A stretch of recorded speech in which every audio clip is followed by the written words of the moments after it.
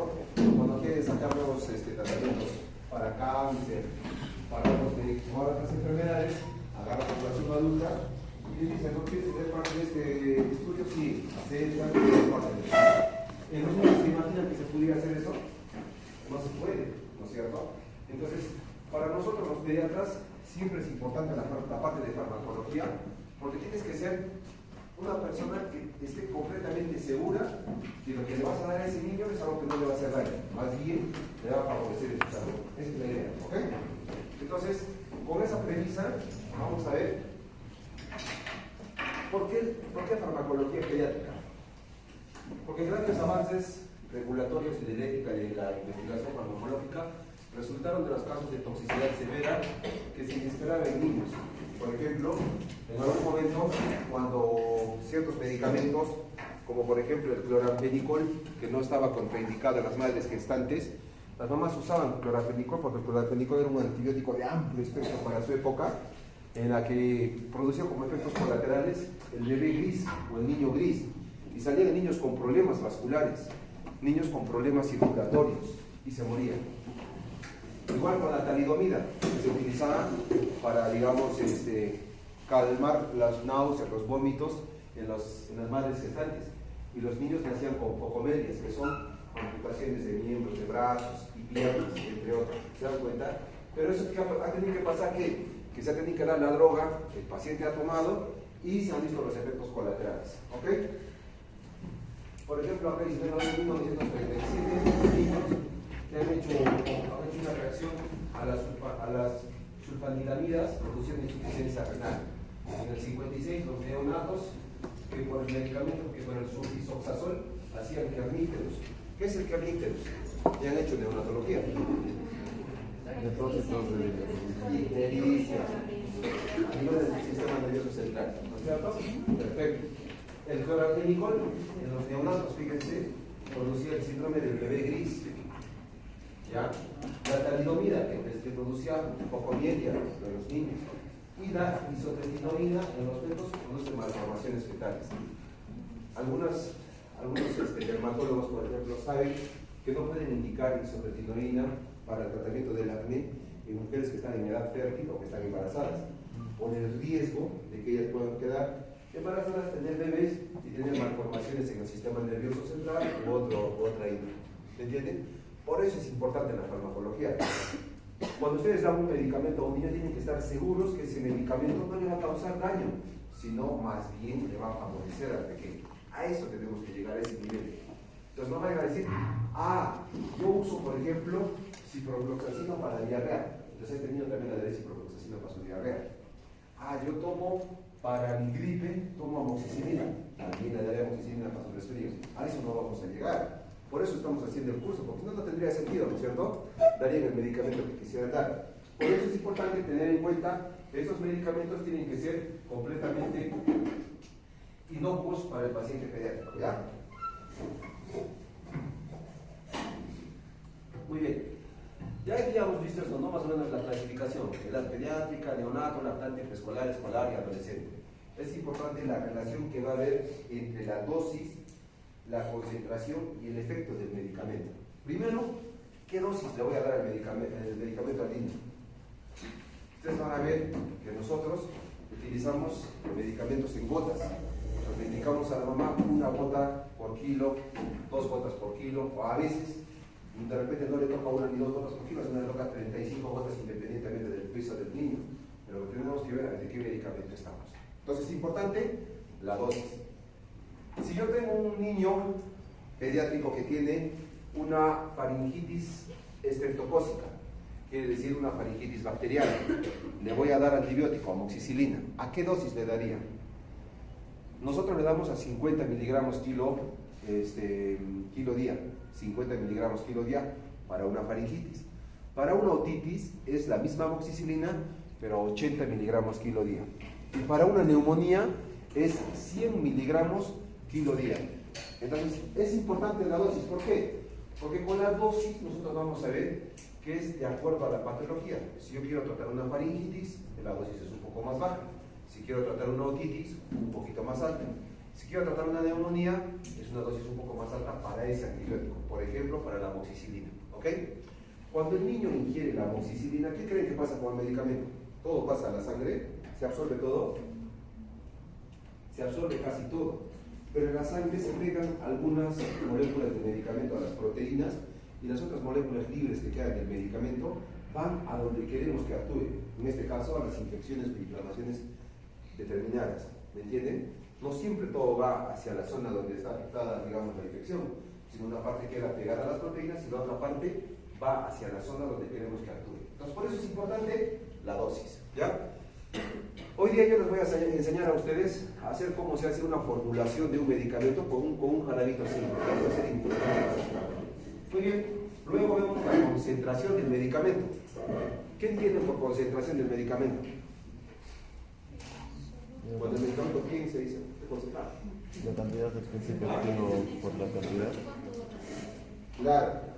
Ustedes cuando ven una cajita de medicamento tienen que ver qué concentración tiene. Por ejemplo, si les digo paracetamol en jarabe viene una concentración de 120 miligramos de paracetamol en 5 mililitros del jarabe. Esa es la concentración. ¿Sí o no? Pero el mismo paracetamol de marca, por ejemplo, se llama Panadol, y el Panadol tiene otra concentración, tiene 160 miligramos en 5 mililitros. Es diferente. ¿Verdad? El ibuprofeno viene en una concentración, por ejemplo, en jarabe, de 100 miligramos en 5. El ibuprofeno forte viene de 200 miligramos en 5. Si tú le dices a la mamá, señora, den ibuprofeno 4 ml, la mamá va a ver que en casa tiene un ibuprofeno, pero dice ibuprofeno forte o Doloral forte, Vanes forte, cualquier medicamento, y le va a dar el 4 que le estás dando. En realidad, le está dando el doble de la dosis que tú le estás indicando. Y una concentración elevada de la dosis o del medicamento puede producir insuficiencia hepática o insuficiencia renal o daño en el pequeño. ¿Me entienden? Por eso es importante saber qué medicamento es el que vas a usar. Eso es nosotros en pediatría. En los adultos no es así. En los adultos ya sabemos, por ejemplo, que el metanizol viene de 1 gramo. Se acabó. Se te dice, ponle una ampolla. Nadie te dice, a ver, por tu peso que eres medio flaco, te pondré 3/4 de ampolla. No decimos eso. Adultos ya una ampolla, ¿no es cierto? En cambio, en los niños no se puede decir eso. Por eso es importante conocer el medicamento, la dosis, la concentración. Y luego el efecto. Lo que les decía, una menor dosis para un efecto más local. Mayor dosis, efecto más sistémico, en este caso, por ejemplo, pulmonar, digamos, por una neumonía. Entonces, acá vamos a hablar de lo que es la farmacocinética y lo que es la farmacodinámica, ¿ya? En este caso tenemos que entender que farmacocinética es lo que el cuerpo le hace al fármaco y la farmacodinamia es lo que el fármaco le hace al cuerpo. Entonces, cuando decimos farmacodinamia, digamos, ¿no? El fármaco le hace al cuerpo, por ejemplo, el ibuprofeno desinflama, el ibuprofeno calma la fiebre, el paracetamol calma el dolor, calma la fiebre, el metanizol calma el dolor, calma la fiebre, no la inflamación. ¿Se dan cuenta? Eso es la farmacodinamia. Y la farmacocinética es lo que el cuerpo hace con el fármaco. El cuerpo entra, lo asimila, lo metaboliza y actúa en el medicamento. ¿Ok? Entonces es farmacocinética y farmacodinámica. Hay diferencias entre la edad pediátrica y la edad adulta. Por ejemplo, el volumen de líquido extracelular elevado, el balance hidroelectrolítico funcionalmente incompleto y las áreas de superficie del cuerpo que van en relación con la masa corporal que es mayor. Por ejemplo, miren, cuando uno nace tenemos más o menos el 94% de agua en el feto, o sea, en el vientre de la mamá. Somos casi agua, casi el 100% de agua. Cuando es prematuro, un 85% de agua de todo el organismo. En un neonato a término, 78%, y un adulto, 60%. Entonces, ¿hay diferencias o no? Claro, los pacientes pediátricos tienen, por ejemplo, más agua corporal total. Un paciente pediátrico tendrá menos masa muscular que un adulto. ¿O usted ha visto alguna vez un neonato que sea fisicoculturista? No existe, ¿no es cierto? Porque tienen menos masa muscular, ¿cierto? Pero ellos tienen otras cosas, como por ejemplo la superficie corporal. Si ustedes ven a este niño, a este que está acá, díganme, ¿dónde creen que tiene la mayor superficie corporal? ¿En su pechito, en su espaldita? ¿En qué parte? A ver, en la cabeza. ¿Doctor? ¿Por qué?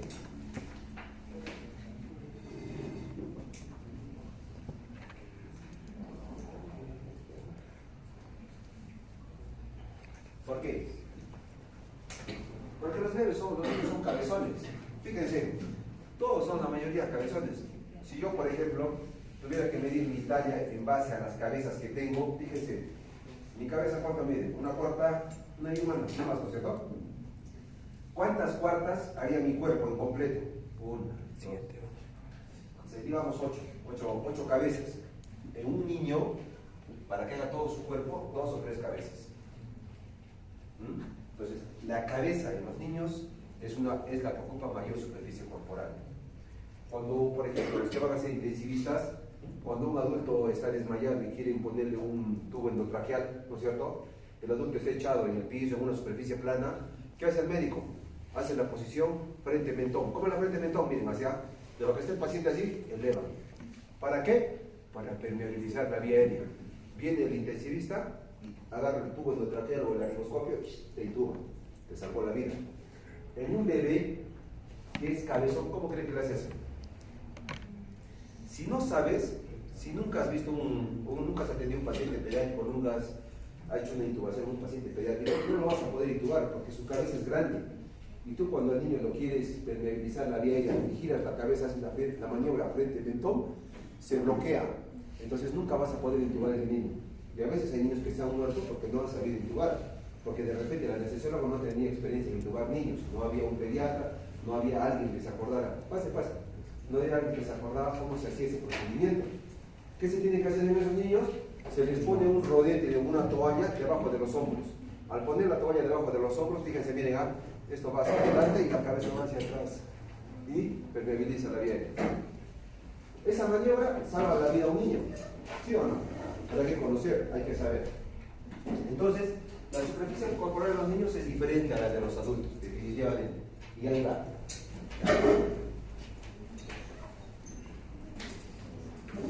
Farmacocinética en la población pediátrica. Dijimos, ¿no? Que esto básicamente se refiere a lo que el organismo le hace a la droga.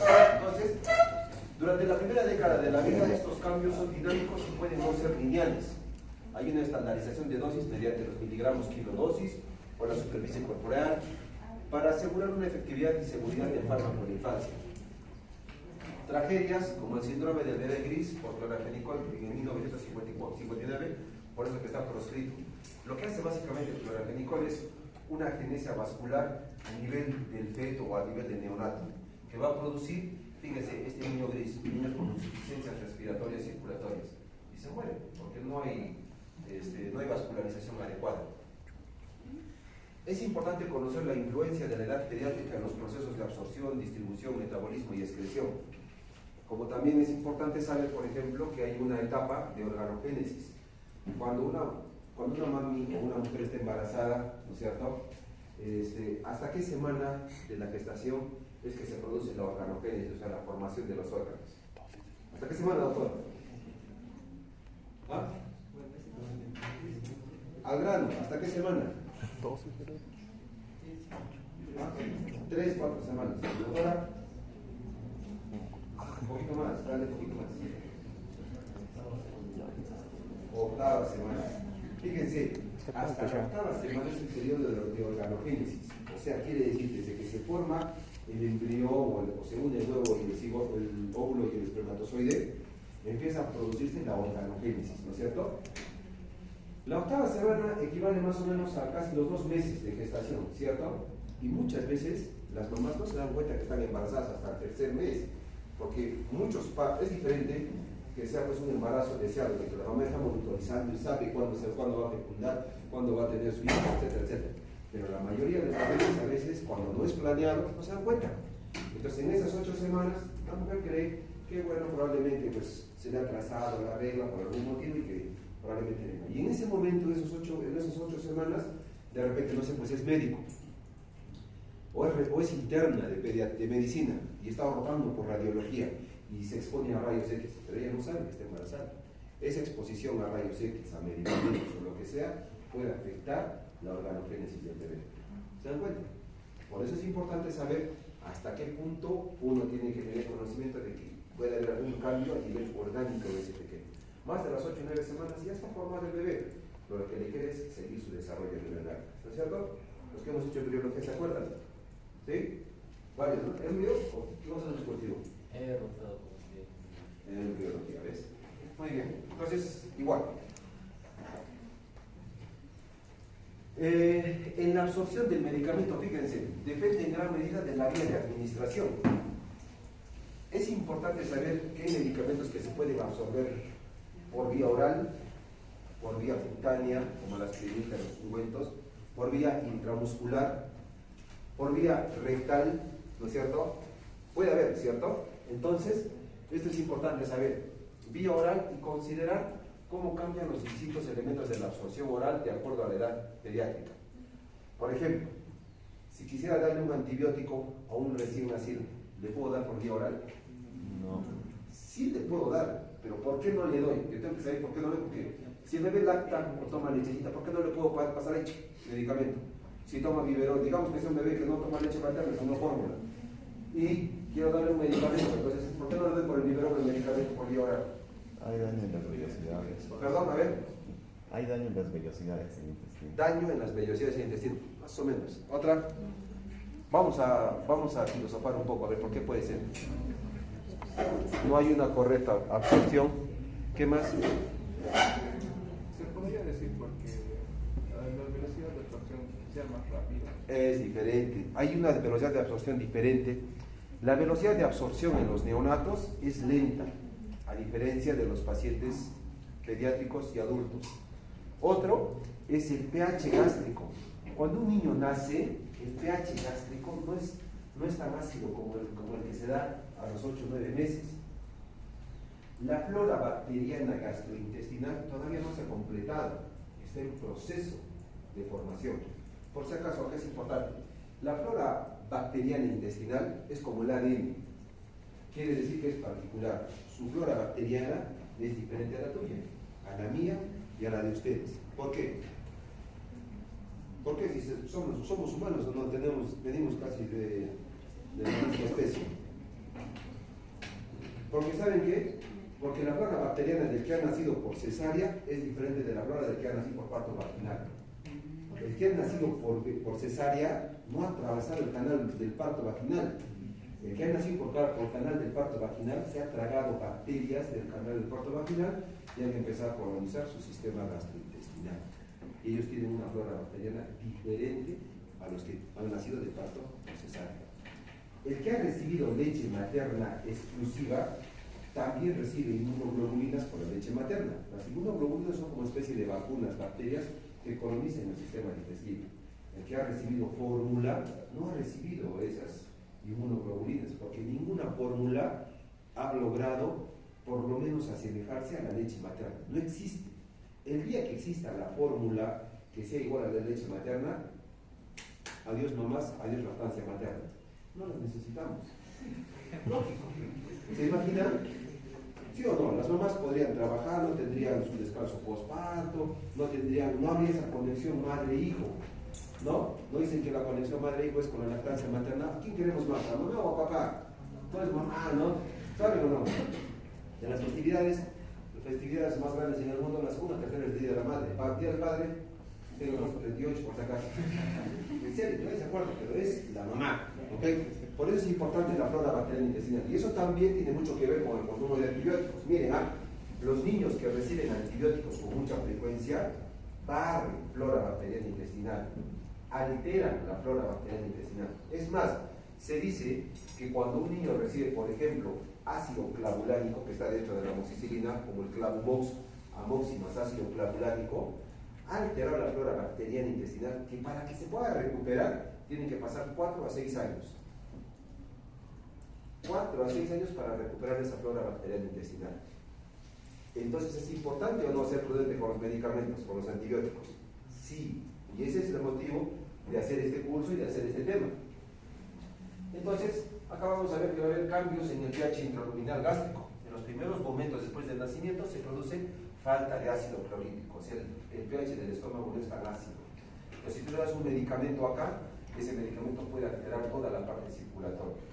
Entonces, ¿qué se aconseja? Cuando se quiere dar un antibiótico a un neonato, por vía endovenosa o una dosis determinada, no por vía oral. ¿No? Perfecto. El vaciamiento gástrico es más lento. Fíjense, para que llegue a un vaciamiento gástrico normal, más o menos a los 6 o 8 meses ya el niño tiene un vaciamiento gástrico normal.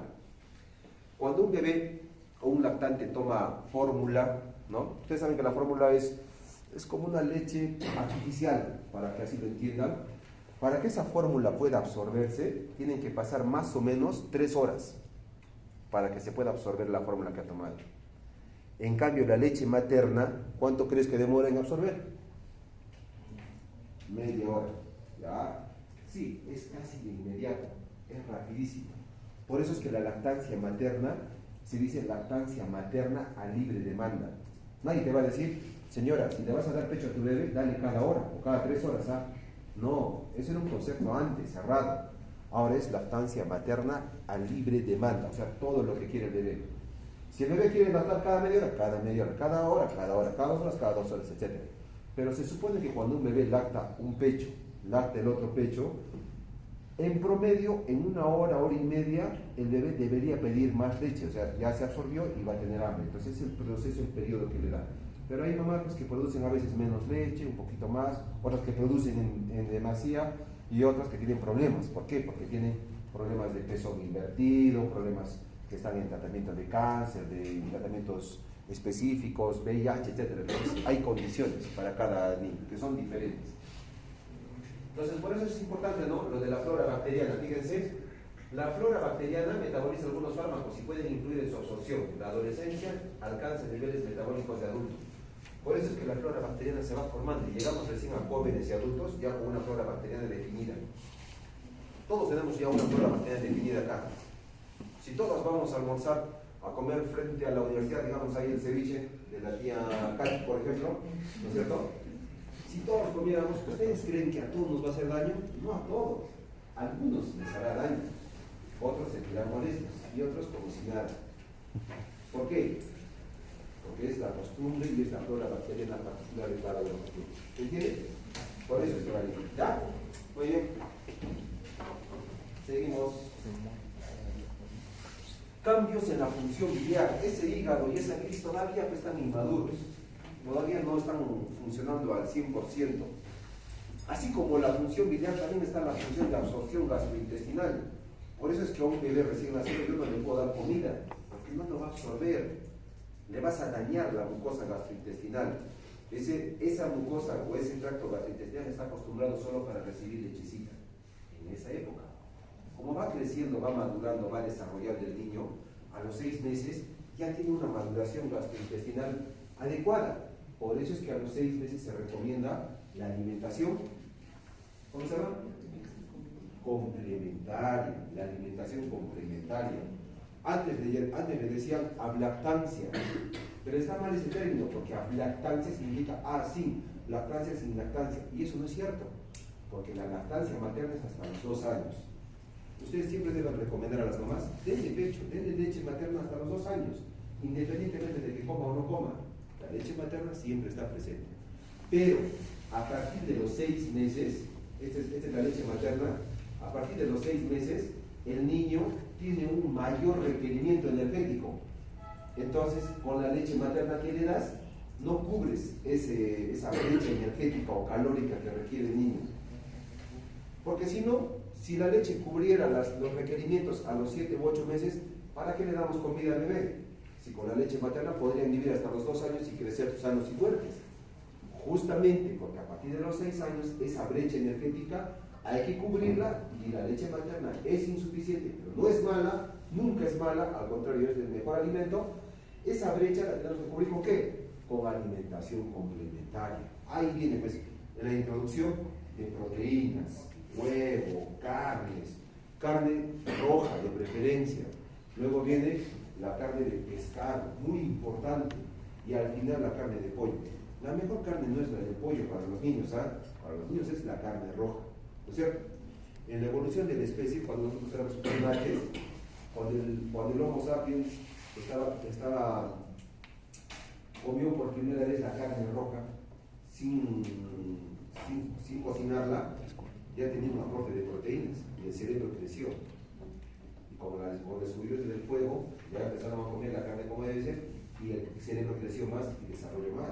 ¿Sí o no? ¿Tu hijo va a ser vegano? No, ¿es cierto? No. No recomendamos que los niños sean veganos, al contrario, la mayor fuente de proteína va a estar en las carnes.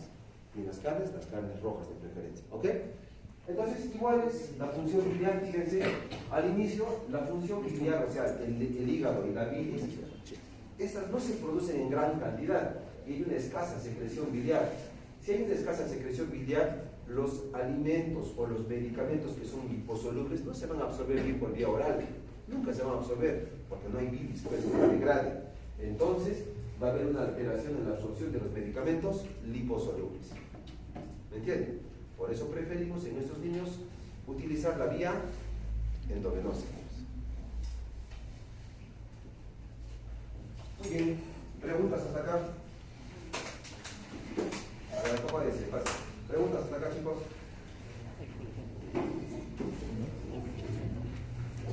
Ahí vamos a entrar de lleno a lo que nos importa, que son los fármacos.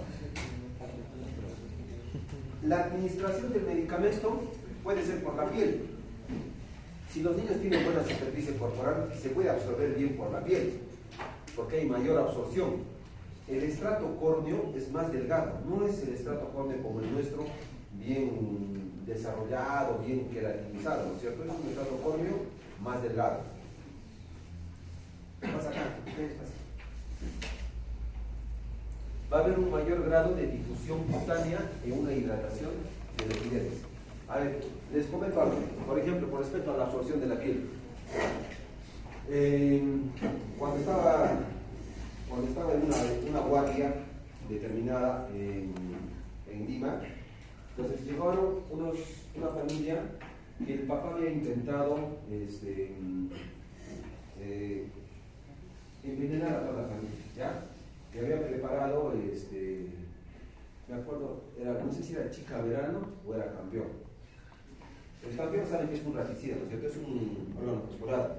Y el chica verano es un piretroide que utilizan para matar moscas. Son unos polvitos que ponen ahí en las ventanitas para que la mosca vaya. Y el papá había preparado y quería eliminar a toda la familia. Entonces, se había tomado él, la mamá y los niños también se habían tomado. Cuando llegan al hospital toda la familia, entonces obviamente los papás se van hacia la parte de adultos para que los traten, ¿no es cierto? Y los niños para la parte de emergencia pediátrica para que nosotros podamos hacer algo al respecto. Entonces, inmediatamente, ¿qué se hace en ese caso? Lavado gástrico. El lavado gástrico es importante. ¿Por qué? Porque con el lavado gástrico le estás metiendo agua y sacando, ¿para qué? Para que el medicamento que todavía no se ha absorbido, ¿no?, se pueda eliminar. Y cuando hacíamos el lavado gástrico a los niños vomitaban. Y al vomitar, todo el medicamento o el insecticida se quedaba impregnado en su ropita, en su polito, en su chompita, digamos. Y nosotros le pasábamos la atropina para poder atropinizarlos, porque ustedes que han hecho alguna vez emergencia han visto, ¿no? Para atropinizar tienes que usar atropina hasta dejarlo rojo como un tomate. Y los pacientes ponen chaposos. Después, ¿qué más? Seco como una madera, o sea, las mucosas secas, nada de saliva, seco. Y loco como una cabra. O sea, así tenía que estar a los niños atropinizados. Pero les poníamos atropina y atropina, y el niño no se atropinizaba, no había signos de atropinización. Los niños seguían con signos de intoxicación por piretroide. ¿Cuál era el problema? Era que el niño, cada vez que le hacíamos el lavado gástrico, vomitaba el medicamento y como quedaba en su ropita, se absorbía por su piel. Y otra vez el insecticida seguía actuando como un intoxicante. ¿Qué se debió hacer? Cortarle la ropa, quitarle la ropita, hacer los lavados gástricos e ir secando y limpiando la superficie.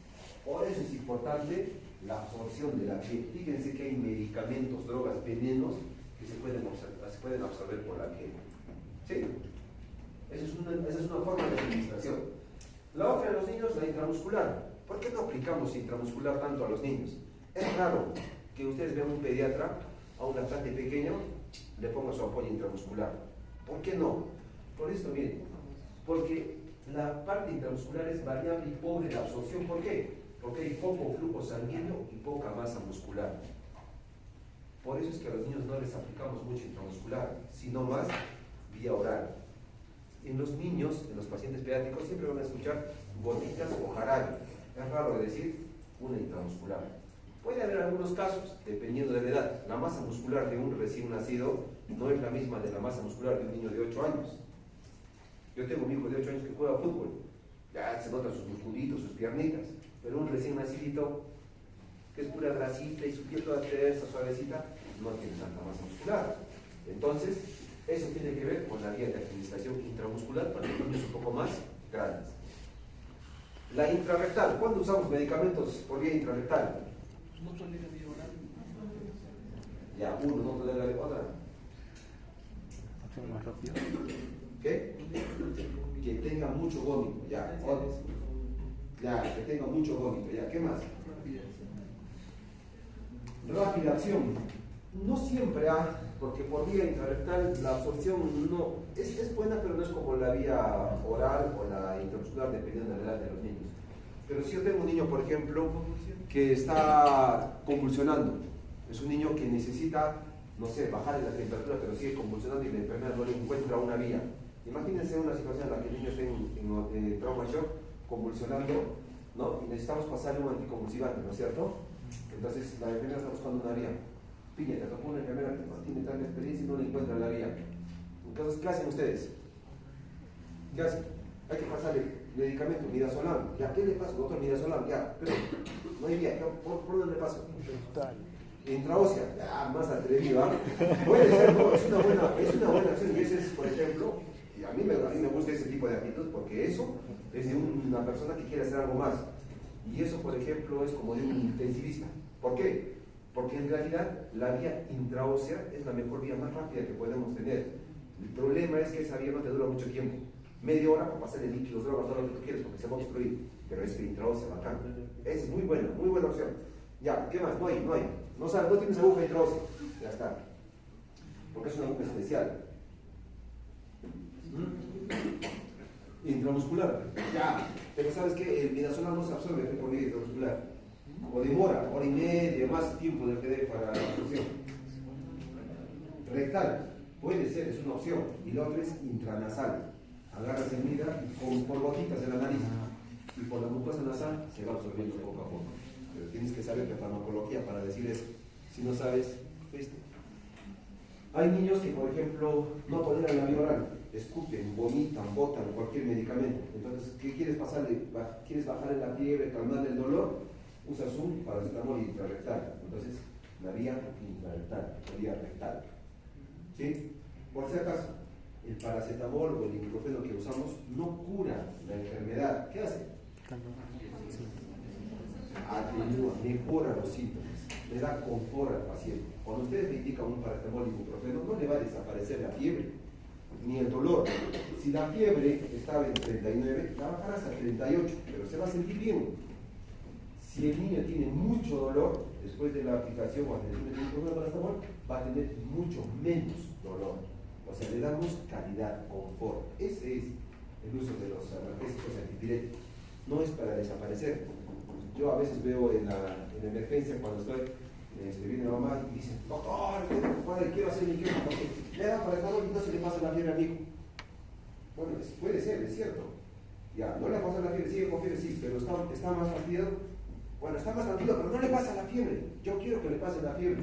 Porque me han dicho que si mi hijo hace fiebre, le va a dañar su cerebro y va a convulsionar. Es lo que dicen o no todos. ¿Será cierto o no? ¿Qué opinas? ¿La fiebre puede producir daño cerebral? Depende del grado. Depende del grado, ya, 42. Puede ser. ¿Qué opinas? ¿La fiebre puede producir daño cerebral?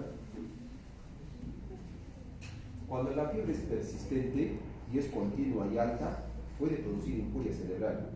Pero por lo general la fiebre se autolimita. ¿Quién de ustedes que se ha resfriado alguna vez o que ha tenido diarrea alguna vez y ha hecho fiebre, la fiebre le ha durado horas o días? ¿No? Aquí te vas a ver a hablar. Puede ser, pero no es lo común. ¿Por qué? Ya, está bien, pero está bien. ¿Qué le dijo? Está bien, pero por lo general la fiebre se autolimita. Si ustedes en ese momento que estaban con fiebre o malestar, igual no toman ningún medicamento, en algún momento la fiebre se autolimita. ¿Qué pasa con el cuerpo? Fíjense, cuando entra una toxina, un una toxina o un pirógeno externo, ¿qué va a producir? Va a alterar el hipotálamo y tu cerebro ya no va a reconocer tu temperatura como una temperatura normal. Tu cerebro va a reconocer tu temperatura baja. Entonces, como reconoce tu temperatura baja, el cerebro, por una formación de citoquinas, etcétera, eleva la temperatura del cuerpo a 38, 39 grados para compensar. Y esa es la producción de la fiebre. Antes de que tengan fiebre, siempre hay frialdad de extremidades, manos o pies se ponen frías, heladas. ¿No les pasa? Tengo frío. ¿No? Estoy con frío, no sé, me siento mal. Tengo escalofríos. Estás temblando. Pero no hay fiebre. Más bien estás haciendo vasoconstricción. Pasa un tiempo determinado y empieza a elevar la temperatura. Y ya no tienes ya escalofríos, sino te sientes acalorado, transpiras, diaforético, aumenta la frecuencia cardíaca, la frecuencia respiratoria, te pones chaposo. Puedes hasta alucinar. Niños que por fiebre alucinan. Doctor, mire ese duende. ¿Cuál le dijo? Alucinan por la fiebre. ¿Es cierto? Entonces, por eso es importante conocer que también puede ir esta vía rectal. Y lo otro es la vía respiratoria. Muy importante. Fíjense que hay un medicamento muy importante que, por ejemplo, es el salbutamol. El salbutamol se administra por vía inhalatoria o vía respiratoria. Este medicamento viene un MDI que es un presurizado. ¿Qué quiere decir? Que es como una cápsula que antes de usar se agita el medicamento. ¿Para qué agitas? Para que se mezcle el medicamento con los excipientes, el aire presurizado, para que puedas conectar a una aerocámara y disparar. Y con cada presión que haces, le sale una dosis del medicamento. En este caso, esta viene de 100 microgramos por dosis. De esos 100 microgramos, el medicamento sale y se va a esta aerocámara. Esta aerocámara es especial, porque es una aerocámara que tiene la particularidad que el medicamento no se pega a las paredes de la aerocámara. No se pega, queda en suspensión. Y el niño, ¿qué hace? Una vez que presionas, respira, ¿no? Dentro de la aerocámara. Normal. Si quieres, con la nariz y la boca abierta. Si quieres que llore, mejor, porque cuando llora, toma ahí está entrando el medicamento. ¿Sí? Y ese medicamento que tú le estás pasando, más o menos el 30% llega al pulmón. El otro 70% se queda en vía respiratoria. Y ese 30% que llega al pulmón, actúa en el pulmón a nivel de los bronquios. ¿Qué hace con el bronquio? El bronquio, de lo que está cerrado, lo abre. ¿No es cierto? Y al abrir el bronquio del niño, respira mejor. A ver, levanten la mano los asmáticos. Ya. Los asmáticos, por ejemplo, ¿qué sienten? Sienten que se ahogan. ¿Por qué? Porque el bronquio se inflama la mucosa bronquial y disminuye la luz bronquial.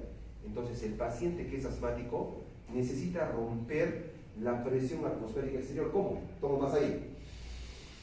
Entra el aire, pero para botar el aire, no bota todo, se queda ahí. Y queda mucho aire atrapado. Entonces en la radiografía del pulmón asmático, el pulmón está hiperinsuflado, está lleno de aire, porque no puede eliminar todo el aire, porque el bronquio está inflamado. Y otra cosa importante, que le sirve el pecho. ¿Por qué sirve el pecho? O hay un pajarito que está dentro ahí. ¿Ah? ¿Por qué sirve el pecho, doctora? A ver. Presión, no. ¿Por qué sirve el pecho? A ver, siga con la boca abierta. Por la constricción. Claro, como hay una inflamación bronquial, hay una disminución de la luz, entonces el aire, para que pueda salir, el aire estar así. Yo nunca voy a participar con la boca abierta, bien. Ahora cierro. El asmático, cuando hace ejercicio o actividad y mueve aire y sale aire, sienten. Y cuando ustedes escuchan con el estetoscopio, ¿escuchan bien? El silbido. Si la inflamación es muy importante, el silbido puede estar en ambos tiempos, en tiempo inspiratorio y en tiempo expiratorio, en ambos tiempos. El silbido es así.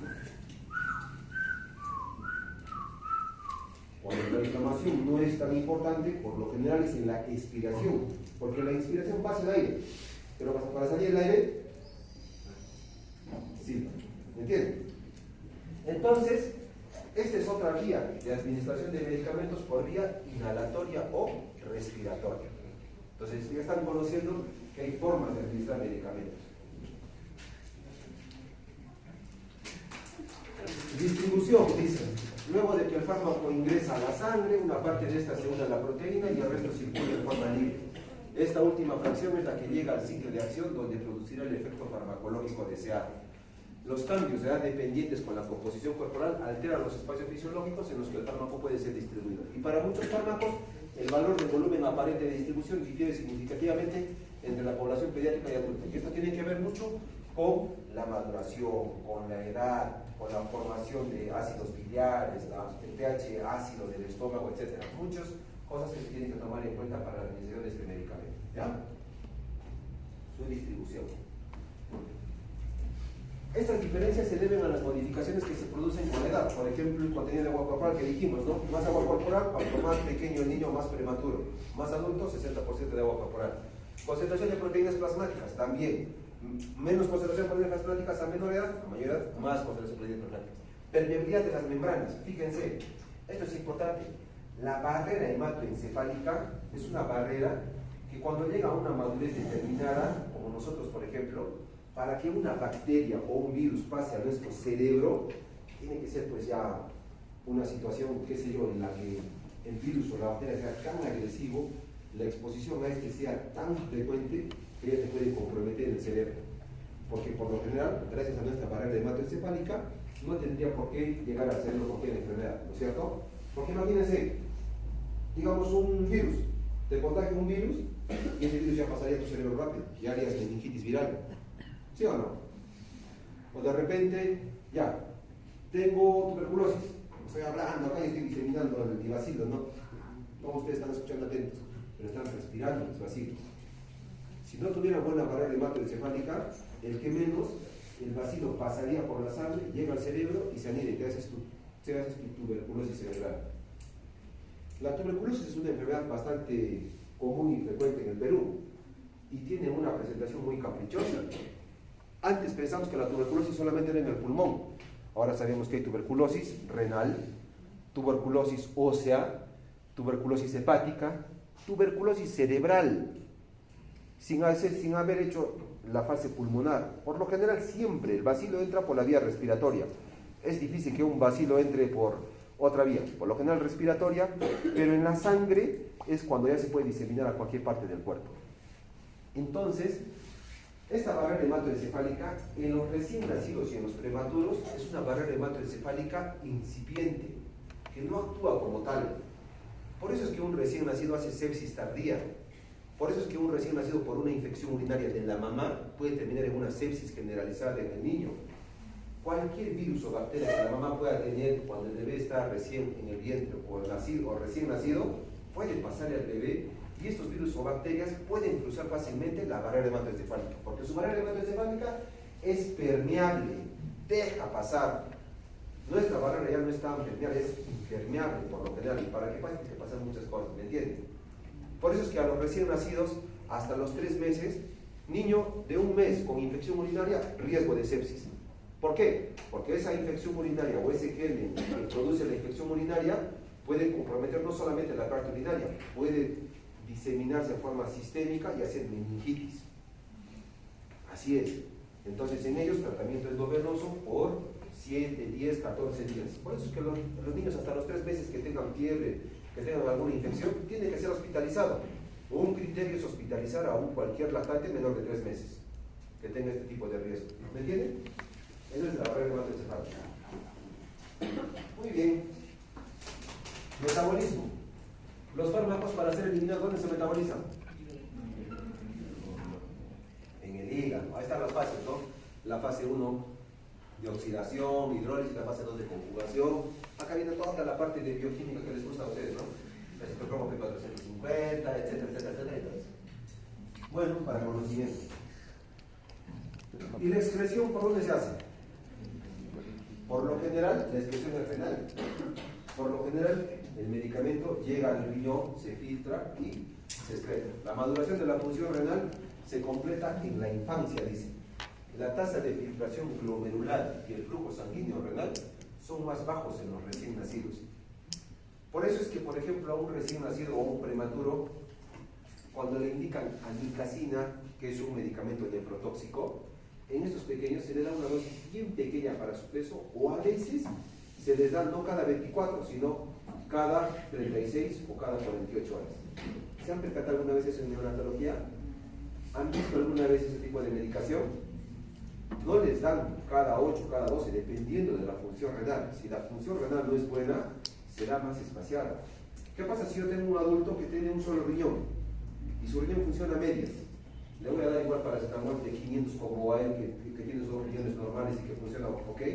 No, le voy a dañar el riñón, voy a dañar su función renal. Entonces a él le voy a dar lo mismo, pero en más tiempo quizás, ya no cada 8, sino cada 24, ¿me entienden? O sea, a eso más o menos se trata. ¿Ya? Eso también está en formación, el riñón está en formación, la tasa de expresión glomerular y todo eso. Y en lo que dijimos, la farmacodinámica es lo que el fármaco le hace al organismo, o sea, el efecto del fármaco que estamos usando. Si yo uso un antipirético, para bajar la temperatura. Si yo uso un antiinflamatorio, para desinflamar. Si yo uso un antiparasitario, para desparasitar, perfecto. Si yo uso una vitamina, porque la vitamina no puede ser fármaco. Si yo uso una vitamina para complementar lo que le falta, ¿no es cierto? ¿Qué más puedo usar? ¿Qué más hay? Un antihistamínico. Si uso un antihistamínico, ¿qué espera? Que calmen los síntomas de congestión, rinitis. Cuando ustedes están resfriados, se toman peso antihistamínico, ¿no es cierto? Aunque era visto por la televisión, medicamentos, no sé, digamos, se me ocurre. Chao, ¿no? Antipirético, antiinflamatorio, tiene descongestionante, antihistamínico H1, H2, y por si acaso un sedante más de pone con el caso. ¿Será necesario? ¿Ese medicamento puede usar yo en un paciente pediátrico? No, porque no es la dosis, no le corresponde, le va a hacer daño. En un adulto ya sabe, hay también en cosas pequeñas, prohibido para pacientes con insuficiencia renal crónica, obviamente, o con insuficiencia hepática. Por eso es importante, ¿ya? En la farmacodinamia los datos son escasos, porque en realidad no se hacen estudios de laboratorio o de estudios de investigación que digamos, a ver, este medicamento cómo le funciona a este niño, qué le va a producir o qué efectos colaterales va a producir. No, por lo general se extrapola de los pacientes adultos. Y ya les dije por qué, por cuestiones éticas. Entonces, en la edad pediátrica algunos medicamentos tienen un comportamiento farmacodinámico distinto al de los adultos. Por ejemplo,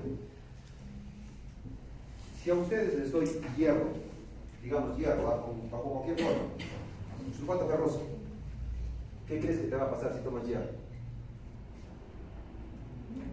Nada, ya. Te doy hierro en el triple de la dosis. ¿Qué crees que te va a pasar? Estreñimiento, ¿no es cierto? ¿Sabemos que el hierro puede producir estreñimiento o no? Perfecto. Entonces, en los niños, a veces, cuando, por ejemplo, se les empieza a dar el hierro como suplemento, algunos hacen estreñimiento, pero otros hacen deposiciones líquidas. O sea, es lo contrario. Y nosotros recomendamos a los niños que tienen, por ejemplo, cuadros de gastroenteritis aguda o diarreas, que se les suspende el consumo de hierro. ¿Pero por qué, doctor? Si está con diarrea, le das hierro, bien, pues ¿por qué? Se produce estreñimiento y se diarrea, llegamos a un punto y se sale el paciente. ¿Sería o no? Lo lógico. Pero no. Si hay ese niño con diarrea, tú le das hierro, empeora la diarrea. No actúa como tal, como producción de estreñimiento. Eso tiene que ver mucho con que algunos, el comportamiento farmacodinámico es diferente de paciente a paciente o de caso a caso, de niño a niño. ¿Ya? Tiene que ver. O por ejemplo el uso de antihistamínicos. ¿Por qué no se usan antihistamínicos en los niños pequeñitos? Por ejemplo, 2 meses. Doctor, mi hijo de 2 meses está con moquito. ¿Qué le doy? Dale ceftriaxona, dale clorfenamina, que es un antihistamínico. No le des, porque eso más bien va a producir reacciones neurológicas extrapiramidales y no el efecto que te estás buscando de antisecretorio, por la absorción, por el metabolismo y por la edad del paciente. ¿Entienden? O sea, no se usa así, no es así. Hay indicaciones de acuerdo a la edad. Y en pediatría ustedes van a saber siempre que es importante hallar la dosis. La dosis se halla por miligramo, kilo, peso. ¿Ya? ¿Alguien tiene plumón, por favor, de pizarra? Antonio. A ver, un plumoncito.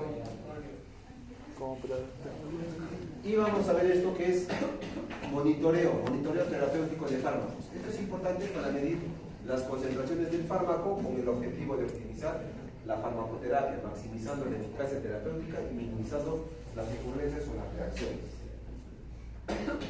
Hay falta de investigación, sí, porque esto es un problema, básicamente, obtener dosis efectivas y seguras en pediatría. En muchos casos, fíjense, los resultados obtenidos en investigaciones con adultos no son extrapolables a los niños. O algunas enfermedades ocurren solo en la infancia, por lo que los fármacos específicos para dichas enfermedades no pueden ser ensayados. ¿Ya? Por eso es que no se hacen estudios en este tipo de fármacos. Uso no autorizado de fármacos, llamados también los off-label, y esto es básicamente ¿por qué? Porque estos fármacos no están permitidos por la FDA o porque el gobierno todavía no los ha incluido dentro de la terapéutica para nosotros, ¿cierto? Entonces hay medicamentos que no se pueden usar porque no tienen estudio, pero que lo pueden usar, algunos colegas lo usan, algunos médicos lo usan, pero no quiere decir que también estén equivocados. No se debe usar algo que no esté científicamente probado que no va a hacer daño. Y lo mismo, ¿no? La farmacovigilancia, ciencia, actividades importantes, etc. ¿Por qué es importante la farmacovigilancia? Porque fíjense, al momento de hacer farmacovigilancia podemos encontrar casos de reacciones adversas a medicamentos. ¿Ya? Cuando, por ejemplo, ustedes, no sé, alguna vez han visto un paciente con Steven Johnson. El Steven Johnson es una enfermedad que puede dar a cualquier persona que está expuesta a un medicamento determinado. No sé, pues, te expusiste a metamisol. Una ampolla de metamisol va a ser una reacción generalizada sistémica, alérgica, que puede comprometer tu vida.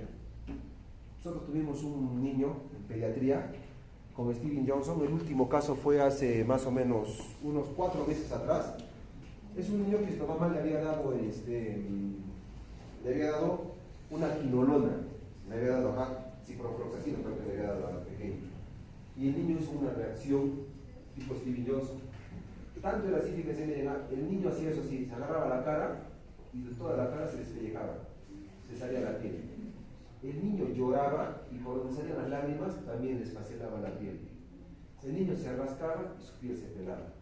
Generalizaba, tenemos que fijar ese niño tenerlo, sedarlo, porque en esos casos tienes que ponerle la ventilación mecánica y dormirlo. Y dormido, esperar a que el cuerpo mejore, dando que le dábamos corticoides o pulsos de corticoide. Cuando tú usas un corticoide, lo que hace el corticoide es, te dice por aquí, voy a frenar tu parte inmunológica, voy a frenar tus defensas, porque a veces las defensas del mismo cuerpo son las que agreden al cuerpo y producen una reacción. Esas son las reacciones inmunológicas. Y en este caso igual tuvimos que dormirlo varias semanas hasta que mejoren las lesiones, se curen, porque solamente así podíamos curarlo y el niño empieza a recuperar su estado general. Y poco a poco despertaba, y cuando ya despertó tenía con sus heridas, cicatrices, que si estaba despierto todo ese tiempo, hace rato hubiera muerto ese niño. Hace rato se hubiera muerto. Igual pasa en nosotros, y eso a veces es por la exposición a medicamentos. Fíjense. ¿Ya? Muy bien. Ahora vamos a hablar acerca de los AINES. ¿Qué son AINES? ¿Qué es AINES? No es AINES, ya AINES es el colmillo, porque es otra cosa. ¿Qué es AINES? Nada, ¿te acuerdas?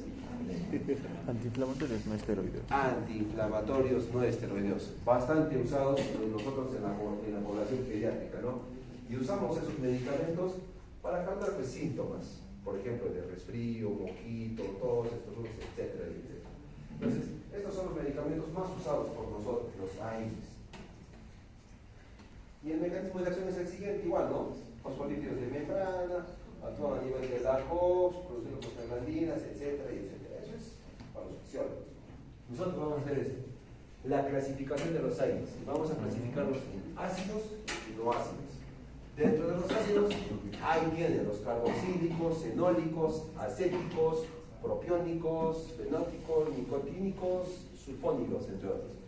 Dentro de los fenólicos, el más usado por nosotros, el popular metamisol. Ojo, en Estados Unidos, por ejemplo, el metamisol está prohibido. No se usa de forma común. El reprimado metamisol no se usa de forma común en Estados Unidos. Acá sí damos a pasto, porque nadie lo restringe. Si está en el mercado, lo podemos usar. Hasta que haya una norma, digamos, en el Perú que diga prohibido el uso de tal medicamento.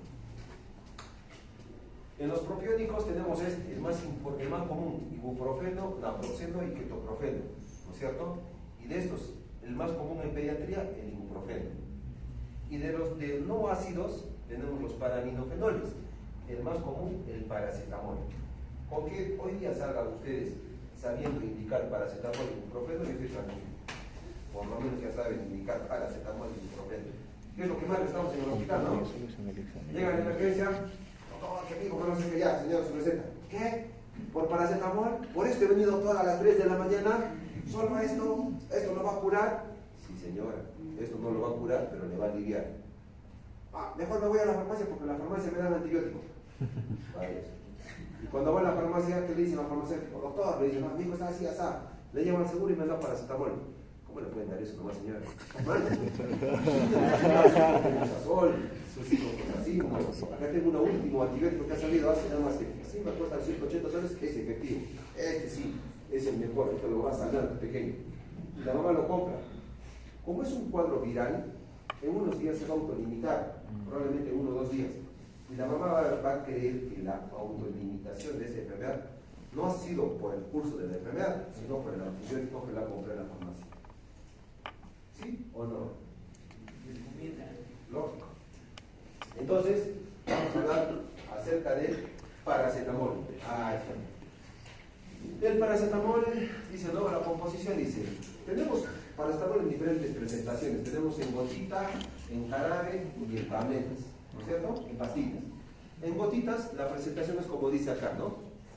100 miligramos por mililitro. La pregunta es, ¿cuántas gotas trae 1 mililitro? A ver, doctor. 5 gotas, ya, muy bien. ¿Quién da más? 10, ya, un poquito más. Creo. 20, exactamente. 1 mililitro equivale a 20 gotas. Eso es, ¿ya? A ver, una pregunta. ¿Y una onza, cuántos mililitros tendrá? Doctor, me ha dicho que le prepare leche, 3 onzas. ¿Cuántos mililitros, doctor, es? ¿Cuánto equivale? Ah, te agarró. A ver. Ahora sí no las achuntó. ¿Cuántos mililitros trae una onza? 3. ¿Qué será onza? Dice. La tapita, la tapita. 30 mililitros. Una onza equivale a 30 mililitros. ¿Ya? Entonces, fíjense, este jarabe dice, o estas gotitas, ¿qué acción tiene? El paracetamol, fíjense, es analgésico y antipirético. O sea, quiere decir que te va a calmar el dolor y te va a bajar un poco la temperatura. Repito, no le quita la fiebre, no es que va a desaparecer la fiebre, le baja la temperatura, nada más. Que le baje del 39 a 38, está bien pues, pero el niño se siente bien. ¿Cuántos niños con fiebre están tranquilos jugando? Y no, la mamá ni cuenta se da. Ya el niño cuando tiene molestias, me duele la cabeza, me duele el cabello, me duelen las articulaciones, me duelen los músculos, recién lo traen al hospital. Y recién nos damos cuenta que está con fiebre. Entonces, si la fiebre te da ese tipo de síntomas, usamos estos medicamentos que son sintomáticos. ¿Sí? Perfecto. Muy bien. Efectos colaterales. Es un medicamento que es bien tolerado, alivia el dolor sin producir acidez, síntomas de alergias, puede producir ronchas, hinchazón, picazón. Hay gente que es alérgico al paracetamol, al acetaminofén. Ojos, piel amarilla, diarreas, pérdida del apetito, náuseas, vómitos, deposiciones con sangre, etc. Contraindicaciones, hipersensibilidad conocida para paracetamol. Por ejemplo, antes se utilizaba bastante la penicilina, ¿no es cierto?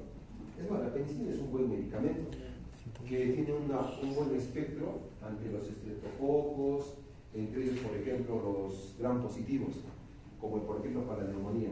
Las neumonías deberíamos tratarlas con penicilina, es lo ideal. Pero ahora ustedes ven, ¿quién receta penicilina? Ni siquiera nosotros en el hospital.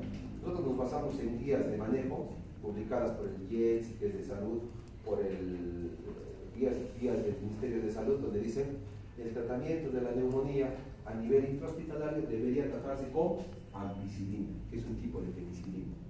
Y si no responde, le das ceftriaxona, y así va subiendo. Si no responde, vancomicina, etcétera, etcétera. Entonces, La penicilina es un medicamento que tiene un buen espectro para, digamos, los gram positivos. Y la penicilina, en algún momento, cuando se descubrió, se usaba para todo. ¿No es cierto? Incluso infecciones genitourinarias. Se usaba penicilina. Y la gente empezó a hacer reacciones alérgicas a la penicilina. Y la mayoría tenía una cadena que decía acá, soy alérgico a la penicilina.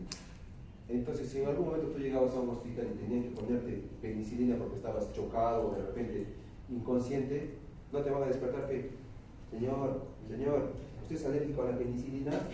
Si está chocado, no puede hablar. Algún familiar no está haciendo accidente de tránsito, que todos que buscaban sus cadenitas, alérgico a la penicilina, y no le ponen penicilina. Es como, por ejemplo, hay algunas iglesias que son, por ejemplo, creo que son los testigos de Jehová, que no permiten, digamos, la transfusión de paquetes globulares. ¿Entienden? Que dicen acá, o en sus brazaletes, alguna señal que ante una eventualidad su religión no les permite transfundir paquete globular. Tuvimos una niña en pediatría hace 3-4 semanas atrás que tenía un quiste dialítico, pulmonar y hepático. Y querían entrar a la sala de operaciones. El cirujano de tórax dice, sí, lo voy a entrar, lo vamos a sacar el quiste, pero necesito tener paquete globular a la mano. ¿Por qué? Porque esta cirugía sangra. Y la mamá dijo, no, doctor, yo no quiero que a mi hija le transfunda sangre. Quiero que lo opere, pero sin transfundir sangre. ¿Qué hacen ustedes? Como médico te sientes entre la espada y la pared. Sabes que es una cirugía en la que se puede complicar, puede haber un sangrado, y si tú no le vas a poner sangre, se puede morir. ¿Y qué vas a pasar con la mamá? Te va a denunciar. Entonces es una situación bastante delicada, ¿no? Es una situación ética médico-legal. Al final tenemos que hablarle al papá, hablarle a la mamá, concientizarles todo y convencerles de que si fuera necesario sí debería recibir su paquete globular. Claro, no le vamos a poner antes de la cirugía, obviamente, que entre la cirugía. Si la cirugía es limpia y todo va bien y no se usa el paquete globular, en buena hora, bendito Alá. ¿Sí o no? Pero si la cirugía se complica, si no va bien, si sangra, señora, tengo que ponerle su sangre. ¿Me entiende? Entonces, es una situación en la que la vida corre. Ahora vamos a ver las indicaciones, como el medicamento modificado, no ya, bueno, acá lo que más importante de lo que les quiero mostrar es, ya, a ver, fíjense. Miren, acá tenemos el mismo medicamento, pero con diferentes nombres, ¿no es cierto?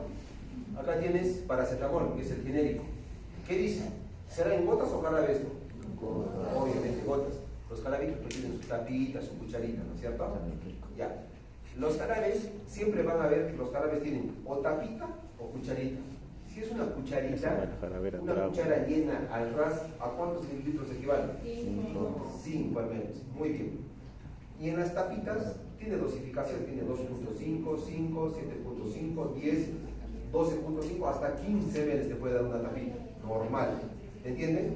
Chicas, atentas, es importante.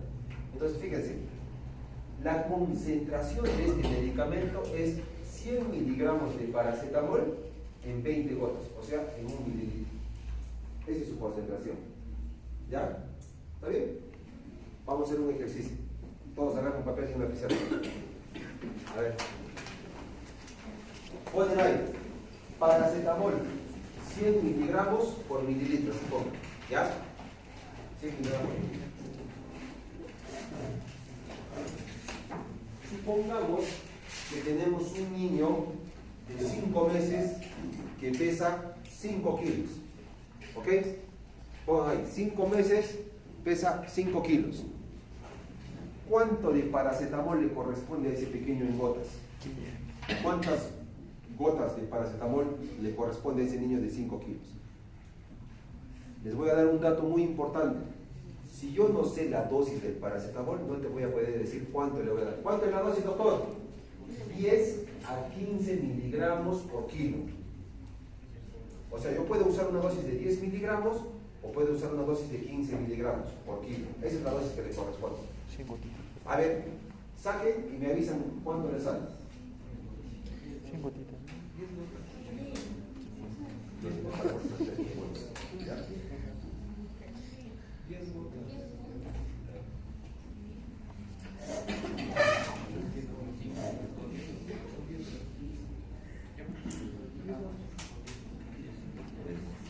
20.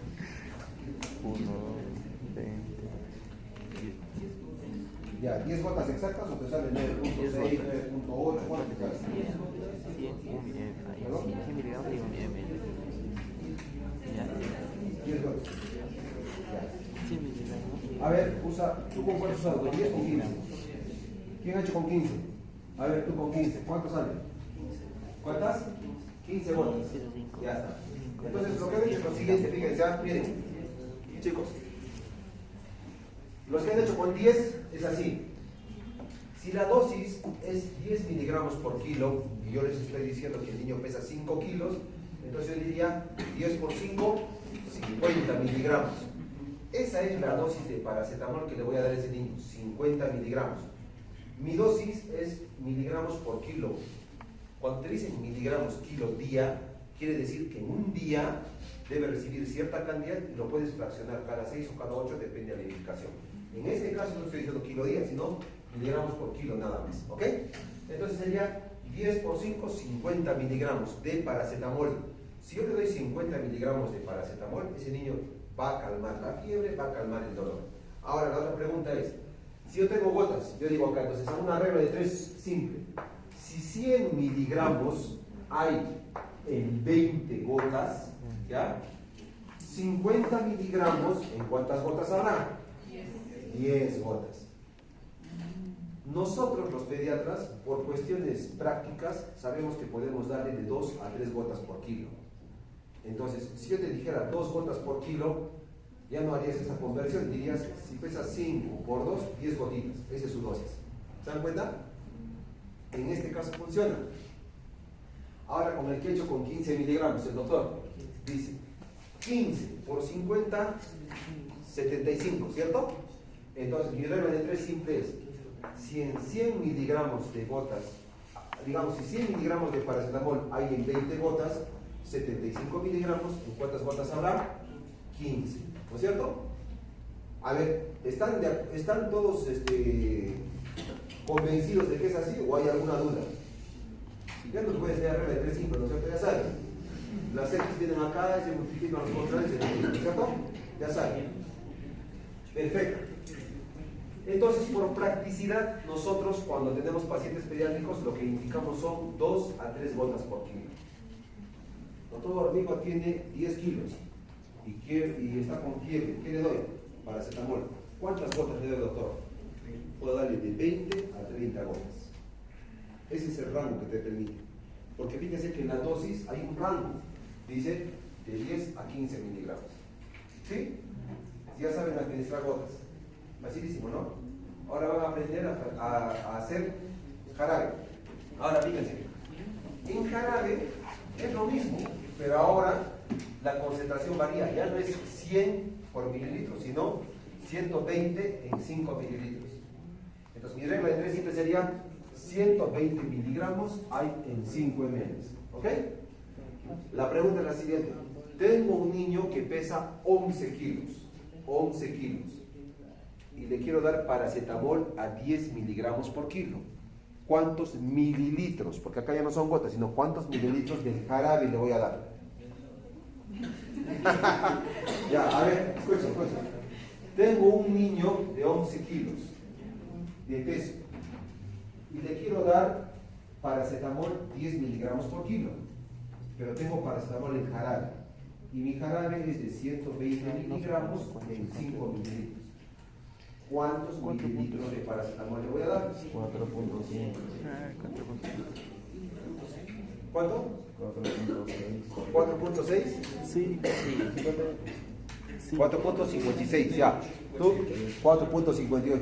¿Alguien quiere sacar un resultado diferente? Perfecto, 4.58. Ahora, se imaginan que yo le voy a decir a la mamá, señora, usted le va a dar paracetamol 4.58 mililitros. ¿Cómo calculas 4.58 mililitros? Con jeringa. Sí se puede. Claro, con una jeringa. Cargas una jeringa de 5, 4.5 y entre el 5 y el 6 calculas 5.8, 4.58. ¿Pero la mamá crees que te va a entender? ¿Qué le dirías a la mamá? 5. 5. ¿Por qué? Porque tu margen te permite de 10 a 15.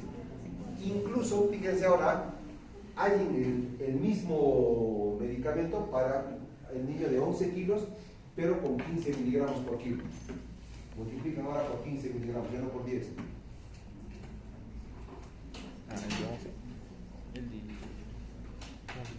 ¿La tienes? A ver. Ya. Ahora por 15, a ver. 11, que son los kilos del niño, por 15 miligramos.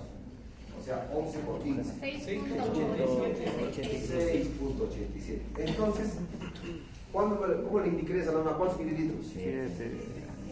Si le das 7, te estás pasando de los 15. 6. Claro, si le doy 6 o 6.5, estoy en el rango. No tengo ningún problema con toda seguridad. ¿Se entiende? Así dosificamos nosotros para los pacientes pediátricos.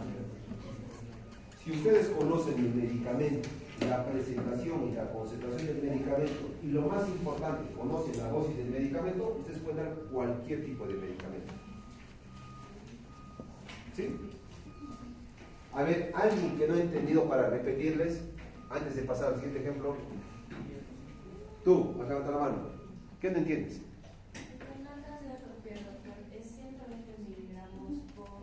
No, mira.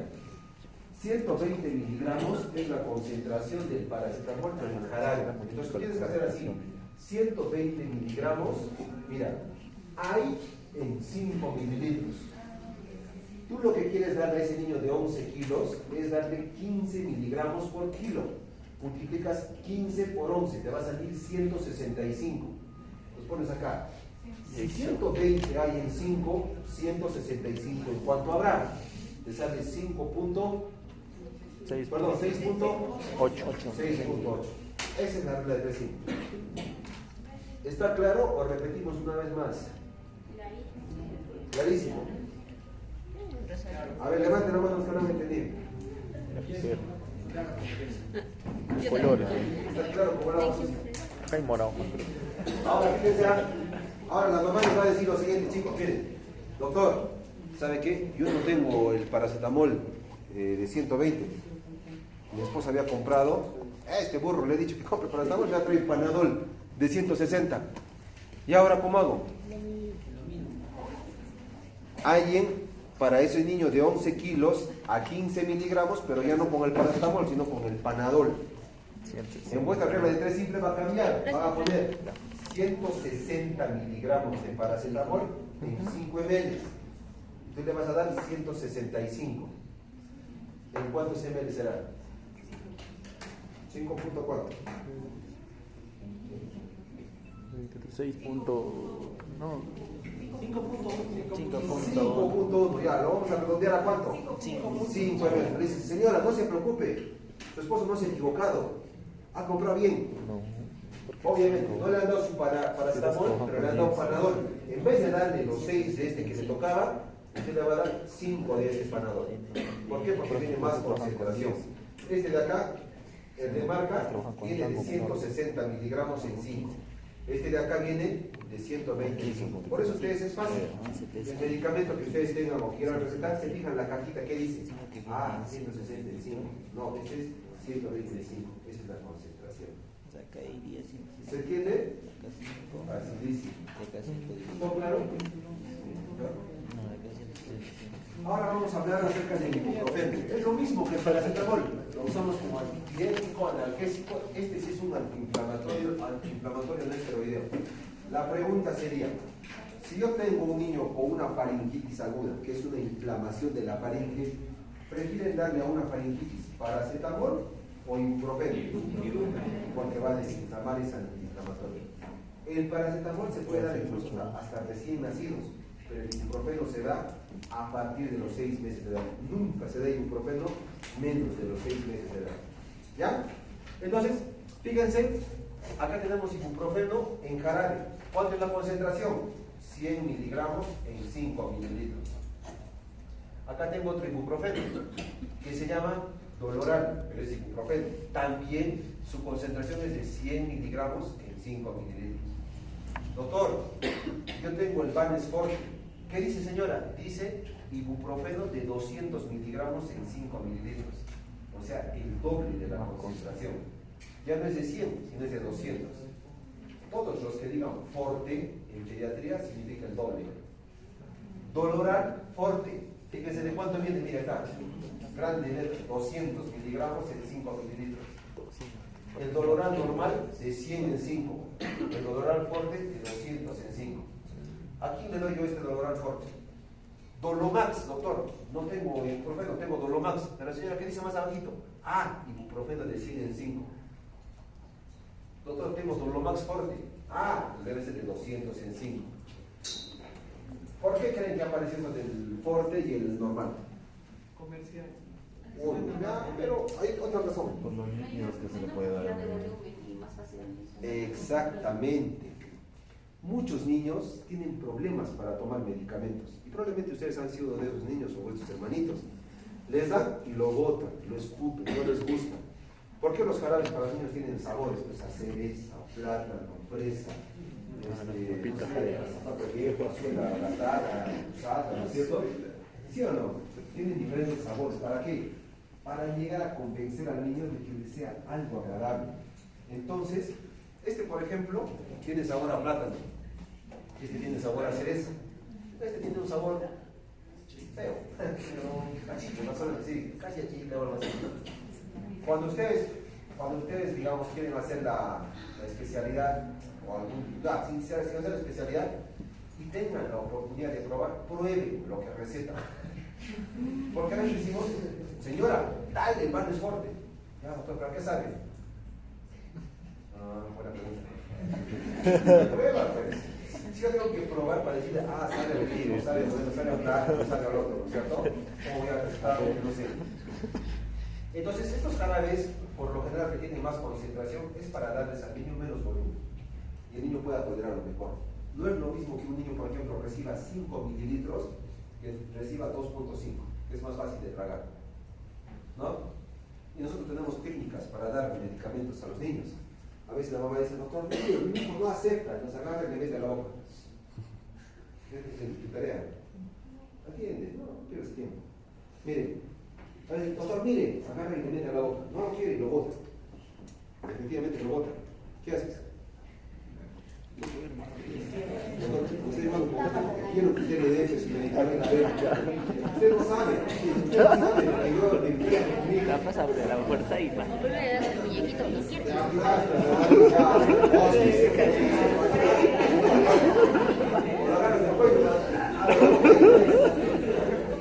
¿Qué hace? Fácil.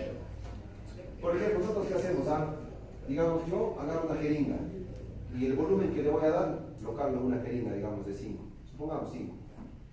Entonces al niño lo recuesto, lo echo. Echar al niño, le pongo la jeringa en la boca y no le voy a apuntar pues hacia la úvula. Si le apunto hacia la úvula, o sea, va a aspirar, ¿no es cierto? ¿A dónde apunto? Apunto hacia el carrillo de los dientes, hacia la parte lateral, hacia las muelas. Cuando tú le apuntas hacia las muelas y presionas despacio poquito a poco, el niño no tiene opción de botar. ¿Quién de acá puede sacar? Eso va a discurrir, el niño va, se la va a tragar. Ya está, no hay forma, nunca hay pierde. ¿Sí o no? O otras veces jugando, porque el niño, digamos, tiene un deseo por la jeringa, y si es un niño grande, agarra, a ver, chúpala, agarra. Le gusta por jugar, pero se lo tragó y pasó. Entonces nosotros buscamos técnicas, métodos, formas, que esto no sea traumático y que el niño pueda tolerar. Imagínense un niño que nunca me ha visto, no me conoce y que lo voy a tratar. Entonces el niño, como cualquier persona, se asusta y llora. Entonces simplemente va a llorar, no se va a dejar examinar. Entonces yo como pediatra o como cualquier médico debería ganarse un poco la confianza, ¿no? De frente no vas a ir, ¿de qué estás jugando? No, ¿cómo te llamas? Juan, chócala. ¿Qué te cuento? Y algunas veces nosotros tenemos que aprender los dibujos animados que los cómics de leche. Claro, ¿cómo yo hablo? ¿Cómo hago una interacción si no conozco qué está? Si es una parte pequeña, le hablaré perdón, de las canciones de Zenón, de la granja, ¿no?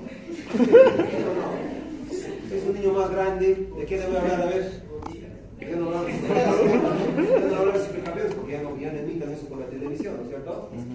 ¿Qué? Sí, los Demon Slayer, los Skibidi Toilet, etc. ¿Por qué? Tienes que ganar la confianza para el niño que debe desarrollar.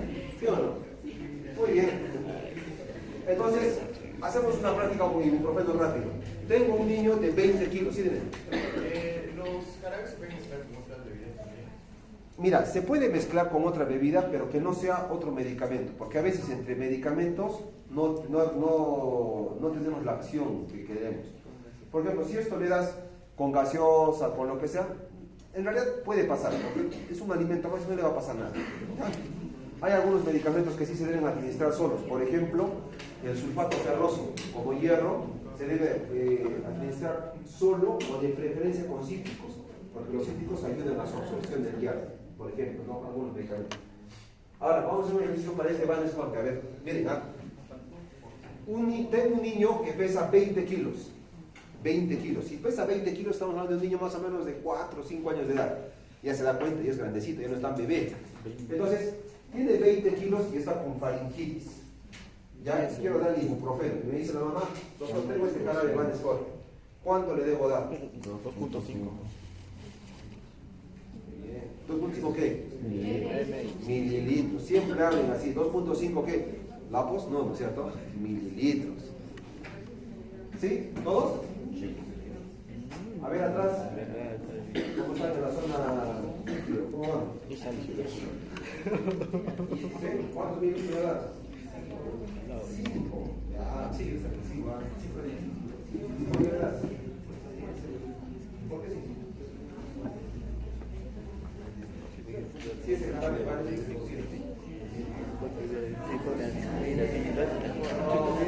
Exacto, a eso voy. Dense cuenta, esos jarabes donde dice fuerte es el doble de la concentración, 200 en 5. La otra pregunta sería, doctor, ¿cada cuánto tiempo se puede administrar el ibuprofeno? ¿Cada cuánto se debería administrar? Fíjense, acá dice, la posología dice, se puede administrar 5 a 10 miligramos por kilo cada 6 a cada 8 horas. O sea, puedo utilizarle cada 6 horas, cada 8 horas. Personalmente, prefiero indicar condicional a molestias, a malestar o dolor. Porque a veces el niño no tiene molestias o dolor y no tiene por qué recibir el medicamento. Pero si tiene molestias, dolor, fastidio, yo le daría condicional. Y condicional significa que le dé cuenta hasta 4 veces al día. ¿Sí? Perfecto. Muy bien, ese es el ibuprofeno.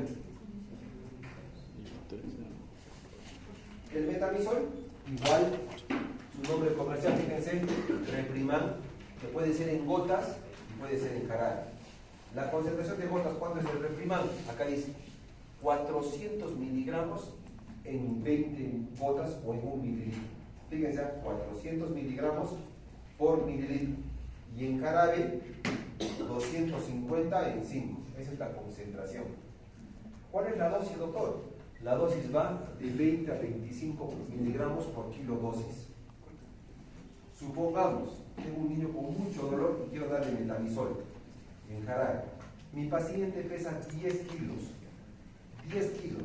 Y le quiero dar 20 miligramos de metamizol, 20 miligramos por kilo de metamizol. ¿Cuánto sería? 200 miligramos. Ahora, la pregunta es, doctor, pero acá dice que tengo en gotitas que hay 400 miligramos en 20 gotas. ¿Tú le quieres dar cuánto? 200. ¿Cuántas gotas le vas a dar? 10 gotitas. Entonces, este paciente, le digo, señora, dale 10 gotitas de paracetamol, de metamizol. Una mnemotecnia para que se acuerden, como en el paracetamol dijimos 2 gotas por kilo, ¿sí? ¿Se acuerdan? El metamizol es 1 gota por kilo. Si pesa 10 kilos, 10 gotitas. Si pesa 20 kilos, 20 gotitas. ¿No es cierto? Y si fuera más grande el niño, ya le doy jarabe, 250 en 5 minutos. ¿Sí? Perfecto, muy bien. Yo creo que ya no hay dudas con respecto a esto. Voy a tratar a mi Igual acá, el antibiótico es lo mismo, chicos. Los antibióticos que usamos en los niños, igual que en los adultos, básicamente actúan a nivel de la membrana, inhibidores de la pared celular, membrana plasmática, del ARN, el ADN de la bacteria. Depende a dónde queremos llegar. ¿Ok? Pero básicamente lo importante es que los antibióticos usamos para pacientes que cursan con cuadros infecciosos. Y en los antibióticos siempre es importante preguntar si el niño ha recibido previamente un antibiótico. Por ejemplo, ¿qué pasa si llega a la emergencia un niño y dice, doctor, lo tengo a mi hijo porque está mal, no puede respirar, está desaturando, le falta el aire?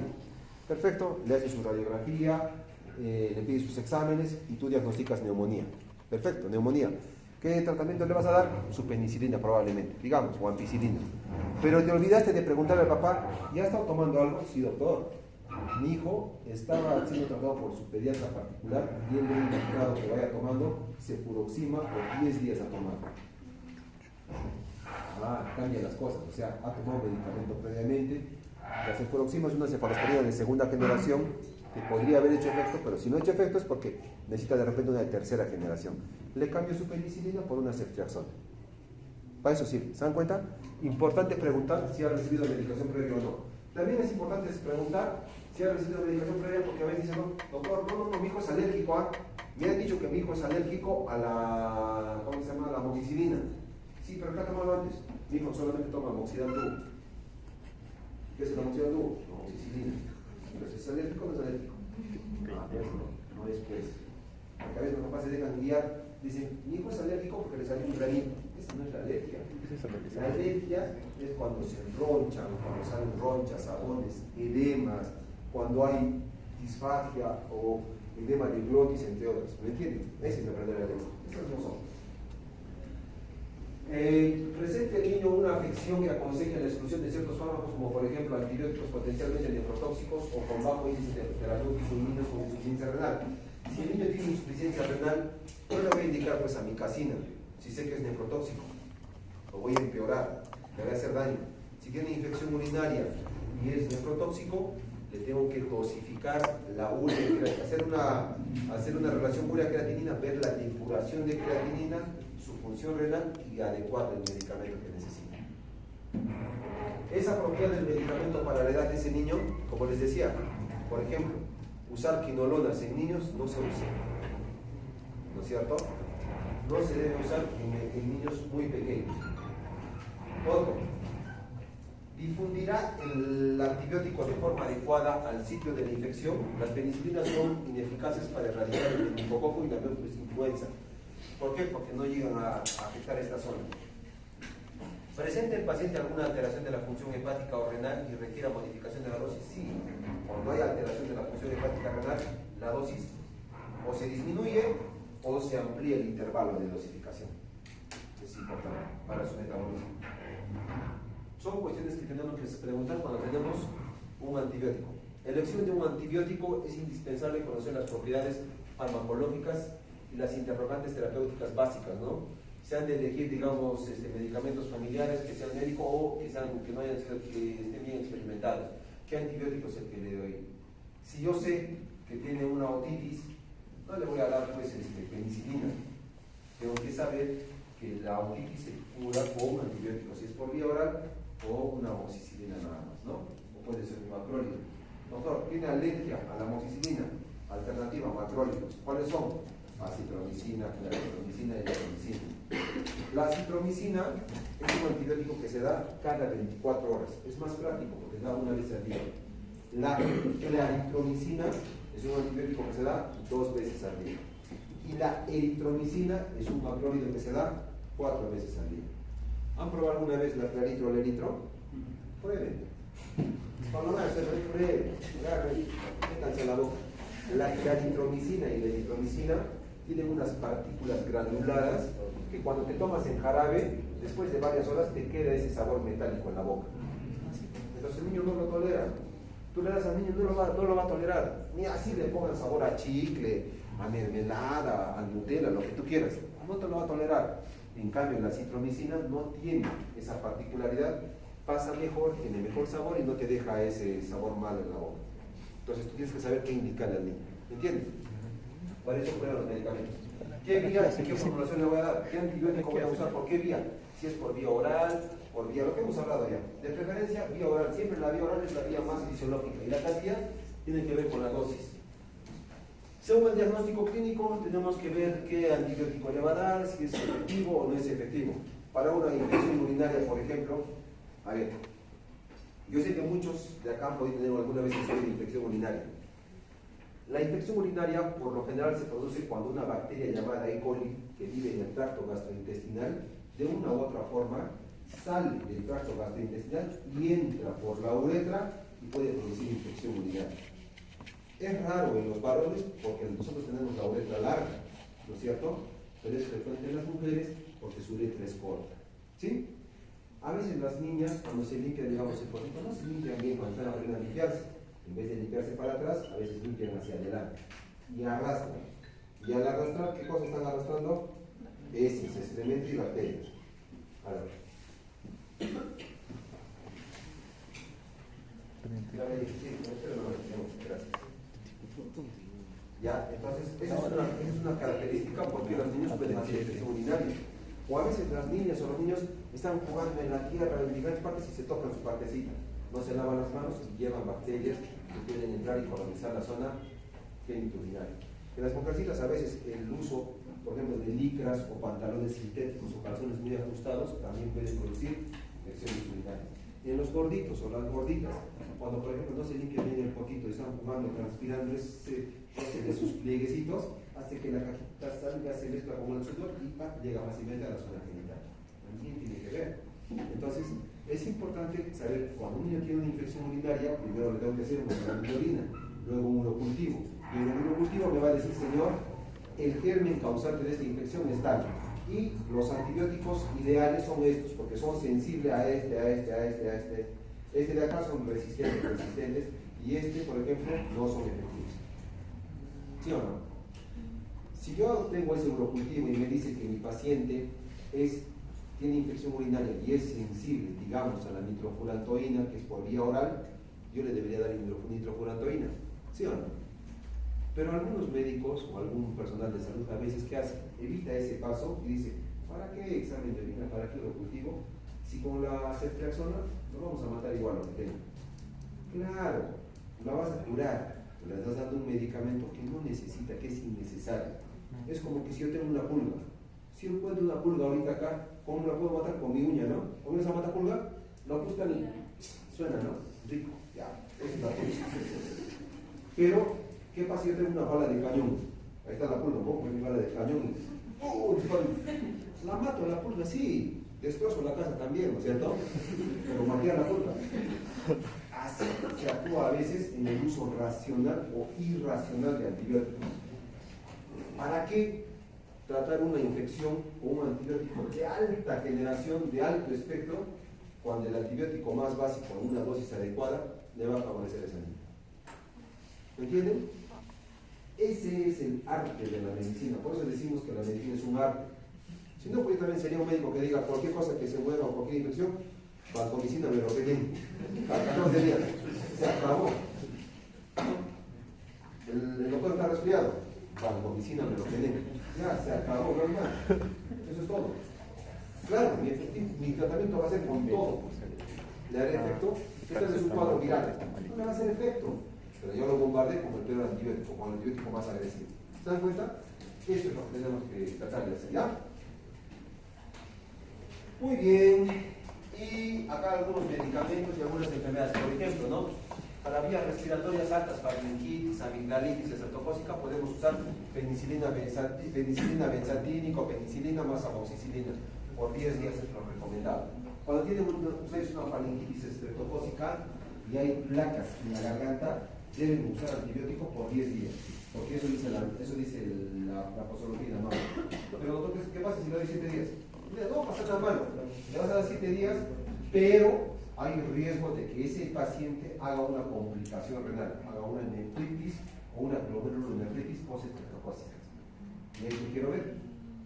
O que tenga una artritis reumatoidea por un estreptococo postestreptocócico. Entonces, ¿qué te tocaba darle? Sus 10 días que te corresponden. Fíjense, para otitis media aguda, pues podemos usar amoxicilina o amoxiclavulánico por 5 a 7 días. Para tos ferina podemos usar macrólidos, eritromicina, eritroacitro o clarito, también sus 10 a 14 días.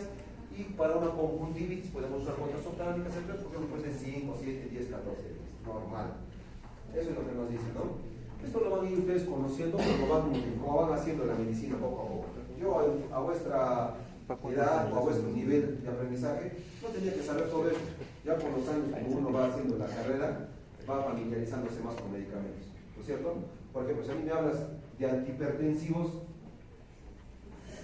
¿yo qué puedo saber de antihipertensivos? No mucho, porque yo no manejo sus medicamentos, no soy cardiólogo, ¿no es cierto? Pero si me hablas de antibióticos, antihistamínicos, antiparasitarios, yo te puedo ayudar porque es de mi manejo rutinario, ¿sí o no? Al cirujano plástico, a ver, háblale de antibióticos, ¿qué te va a decir? ¿Qué te puedo decir, hermano? Te dirá, yo lo que tengo es que repito, que pongo que se acabó. Si se tiene problemas con el médico ¿sí o no? O al traumatólogo, a ver, qué básico, dame suplina, metronidazol. Los cirujanos, por ejemplo, operan lo que operan, clindamicina, metronidazol.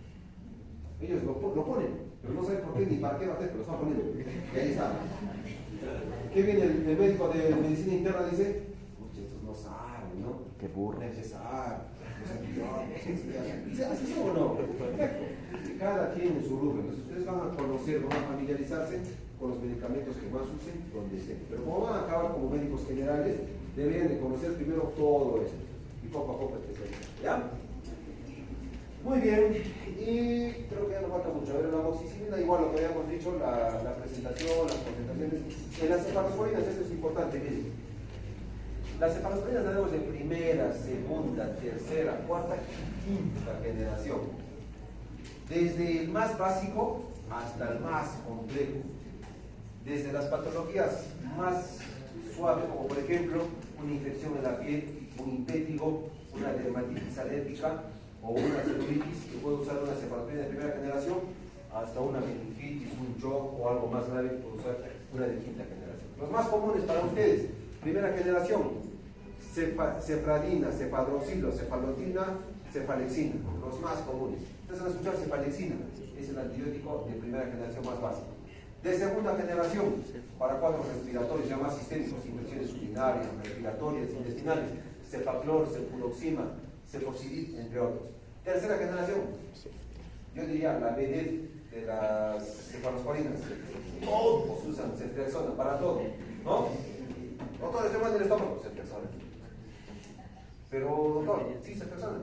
Pero no me duele, no tengo diarrea, nada, ceftriaxona. ¿Por qué? Porque todo el mundo lo indica para todo, y eso está mal. Y ahí es donde producimos la irracionalidad en el uso del antibiótico. O sea, no hay racionalidad en este uso. Igual las de cuarta y quinta generación, ¿ya?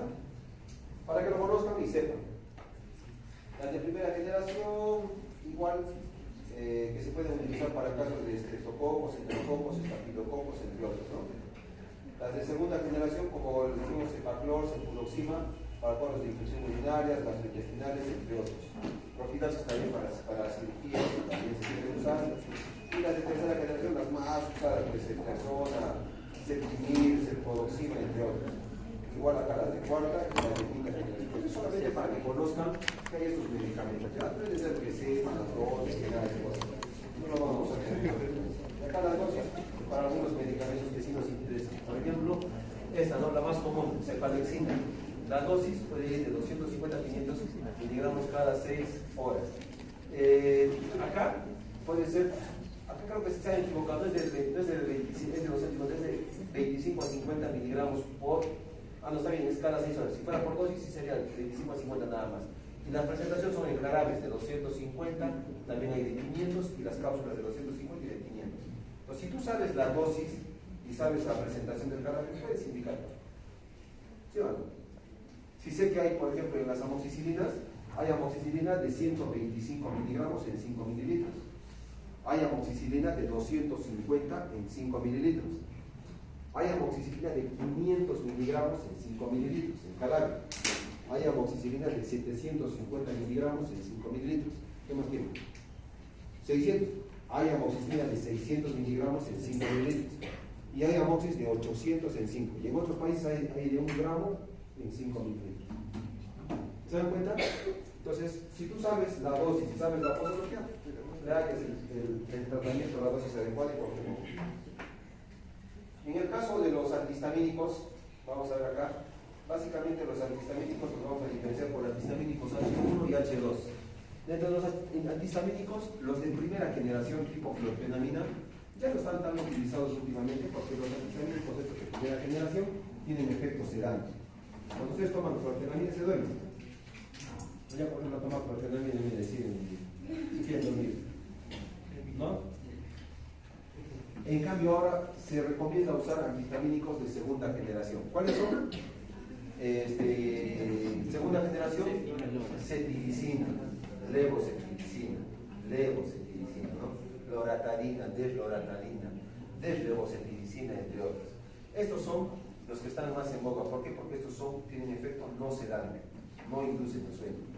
Cumplen la misma acción, actúan a nivel de los receptores, antagonistas H1 y H2, y se dividen entre no sedantes y no sedantes. Esa es la clasificación. Y recuerden que los antihistamínicos no los usamos con mucha frecuencia en los pacientes muy pequeños, utilizamos en niños más grandes. Cuando tenemos casos de urticarias, por ejemplo, yo sé que algunos de ustedes han sufrido alguna vez de urticaria, ronchas, ¿no? Te ronchas todo el cuerpo, te salen así como unas placas. ¿Cuál es el tratamiento? Antihistamínico. ¿Qué antihistamínico vas a dar? No le des clorfenamina porque lo vas a planchar. Déjalo, dale cetiricina o levocetiricina. Doctor, le he dado pero no le hace nada, duplica la dosis. Doctor, le da, no le hace nada, triplica la dosis. Doctor, no le da, hasta 4 veces se puede duplicar, 4 veces se puede dar la dosis para esos cuadros de alergia. Y lo otro importante es que en los cuadros alérgicos, el antihistamínico se da por periodos prolongados, se da por lo menos 10, 15 a 20 días. Nunca se da antihistamínico solo 2 o 3 días para cuadros de urticaria o ronchas. Si alguna vez les ha dado urticaria y les ha dado medicamento 2 o 3 días, no han sanado completamente, no se ha controlado completamente. Y eso va a demorar. En cambio, eso se debe indicar por periodos prolongados en medicamento. ¿Ya? Eso es antihistamínico, nada más. Hay antihistamínicos que tienen, por ejemplo, corta duración, como por ejemplo la clorfenamina que se da cada 6 a 8 horas. Las de segunda generación, como cetiricina y levocetiricina, se da cada 24 horas, o sea, una sola toma, tiene mayor duración. Acá están los de primera y segunda generación. Y para terminar, en antiparasitarios, algunos antiparasitarios que usamos, ¿no? Bebendazol, albendazol, palmato de Pirantel. Ahora mismo estamos ya en... ¿Se acuerdan cuando había COVID? Ivermectina, decían, ¿no? ¿Para qué usaban ivermectina? Pero usaban, ¿no? ¿Se acuerdan? En COVID, ivermectina, después para el dengue, usaban para el dengue, la malaria, cloro, no me acuerdo. Medicamento más, y otras cosas más. ¿Ah? ¿Qué? Cloroquina, se usaba cloroquina, que no tenía nada que ver porque era un cuadro viral, entre otros. Entonces, los antiparasitarios, siempre es importante, antes de usar un antiparasitario, hacer un examen para identificar el parásito. ¿Me entienden? O sea, tú le quieres desparasitar a un niño, pídele primero pues un parasitológico, un coprocultivo, un coproparasitológico. ¿Por qué? Porque si tú me dices que el paciente tiene algún tipo de parásito, ¿no es cierto? Es como si yo voy a matar ese parásito sin ver. O sea, agarro mi metralleta y mato todo lo que hay. No sé qué tiene, pero yo lo desparasité. Cuando debería ser, a ver, te hago tu examen, sabes qué tiene tal parásito. Y de repente lo que te estoy dando no te va a hacer efecto. Entonces mejor cambiamos o rotamos.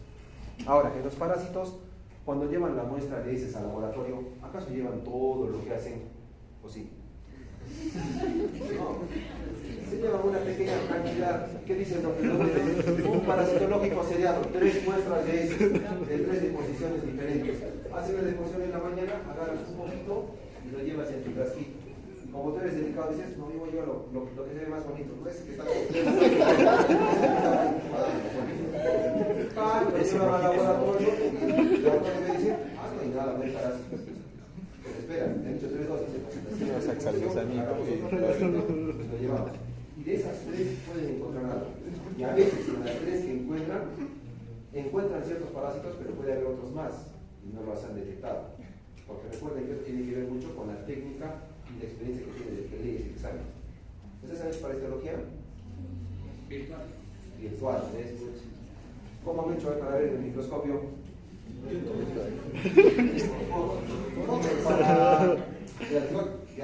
Para terminar ya la clase, no contar una anécdota. Cuando estaba creo que era en el 6º o 7º ciclo, creo que hicimos parasitología. Nosotros fuimos hacia una laguna que está en Pomacanchis. Hasta fuimos a Pomacanchis con el doctor de parasitología. ¿Cuál era nuestro trabajo de campo? Nos habían dado a cada uno a 20 frasquitos, así como esos centímetros de plástico, para ir a la comunidad y decirles a los campesinos: señora, mira, te voy a dar 2 frasquitos para mañana, por favor, tu paquita. Por favor, señora, ya. No, ¿cómo? ¿Qué vergüenza? Decían, estás pidiendo, que no sé qué. Bueno, pero hay que convencer al campesino o a la gente que estaba ahí que nos deje sus muestras de heces. ¿Por qué? Lo que queríamos era juntar sus heces, llevarlas a la universidad, hacer un mapeo, previo registro y saber qué tipo de parásitos prevalecían en esa zona. ¿De acuerdo? Y el doctor que nos enseñaba parasitología, él hacía las divisiones y lo demás. Entonces, dejamos nuestros frascos, ¿no? Y al día siguiente teníamos que recoger los frascos. Y nos quedamos esa noche ahí bacán, ahí en la laguna haciendo camping con toda la mancha. Al día siguiente vamos a recoger nuestros frascos. Entonces vamos y le digo a la señora: y su frasquito, pues con su pajita, le digo, ¿no? Ay, no, qué vergüenza. Lo uso como azucarero. Y lo usaban para su azúcar. Nosotros lo usamos para guardar sus hierbitas, sus cremitas, pomaditas. Al final, no nos daban sus muestras. Nunca nos dieron sus muestras. Los pocos que nos daban, sí pudimos agarrar sus heces y analizarlas. Y un montón de parásitos. O sea, por ejemplo, ahí se consume bastante perro, ¿no es cierto? Mucha fasciola hepática. Y no se dan cuenta. La fasciola, como este parásito, entra a las vías biliares. La mayoría de ellos sufre de cuadros de ictericia, obstrucciones biliares por fasciola. Es por falta de higiene. Así se debe hacer un mapeo. Si harían ese parasitológico acá, digamos, en el Cusco, en el aula 301 de la Andina, yo les pido vuestra muestra, puede hacer vuestro mapa parasitológico y decirles cuál es el parásito que predomina acá en este ambiente, ¿sí o no? Ese es un trabajo de investigación. Ya está. Ya.